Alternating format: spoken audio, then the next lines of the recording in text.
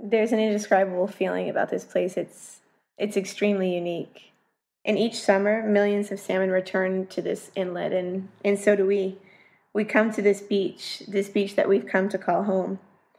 But we come for more than work. We come for the traditions and for the views, for our family, to see friends. But really, we just come to indulge in this simple life that we've created for ourselves. But we've also come to realize that this is our home. This is our work. This work has become our life and our passion. I guess it started over 30 years ago when our Aunt Nancy and Uncle Alec just kind of stumbled into set netting. And it's all trickled down from there. In the early days, my in-laws, Mel and Linda, they worked for Nancy and Alec. And shortly, Mel became hooked himself. He bought his own permit and built his first boat, the Mad Dog. His son Aaron fished with his dad in the Mad Dog for a few years, and then together they built their second boat, the Sun Dog. And then about 10 years later is when I met Aaron, and I was introduced into this enchanting lifestyle. We were young, returning each summer to the beach. We barely were making any money, and we were having so much fun. We all learned to fish from the old timers on the beach. It was simple. We'd just get the fish from the net, we'd throw them in the boat, we'd throw them in the truck, we'd sell them all to the processor for one low price, and we never once thought about quality. But as the years passed, we started meeting new people, we started seeing a different way of doing things, and we were growing as people too, thinking more about our own food, our own decisions in life, and these thoughts were starting to affect the way we thought of our business. We became more involved in this community of people who were starting to change the way that they treated their fish. We were getting an education. We were relearning how to fish.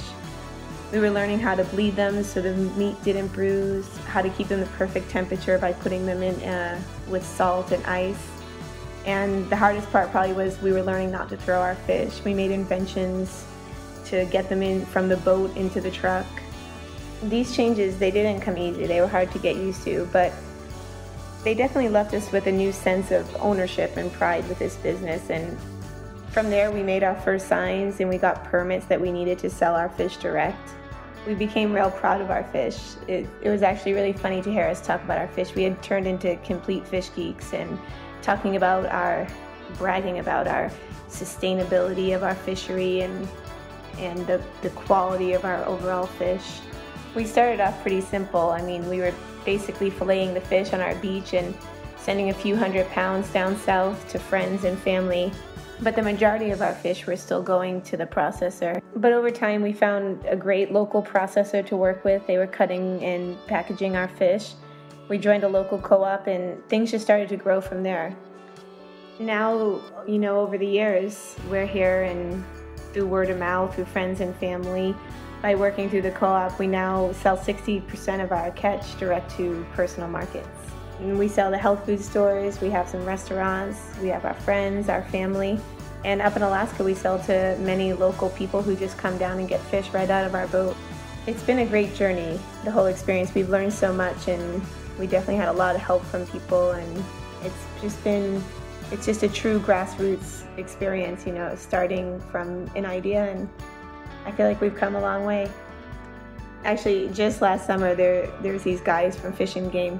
They come around and they check the fish, the quality, the scales, and I mean, this is a really proud moment, but it's probably hard for someone not in the business to understand. But he said to us that our co-op had the highest quality fish on the whole peninsula, and that was just a really proud moment. I mean, I have to laugh. If anyone would have told me, 10 years ago that I would be talking so passionately about salmon and gloating over such a compliment, I just wouldn't have believed it. But whatever it is, perhaps luck or coincidence, the actions of our gregarious uncle, we've ended up here, and we're in love with set netting, and we're so proud to be the fishermen of the highest quality fish on the peninsula, so they say. And just selling to people like you guys who care about where your fish and your food come from.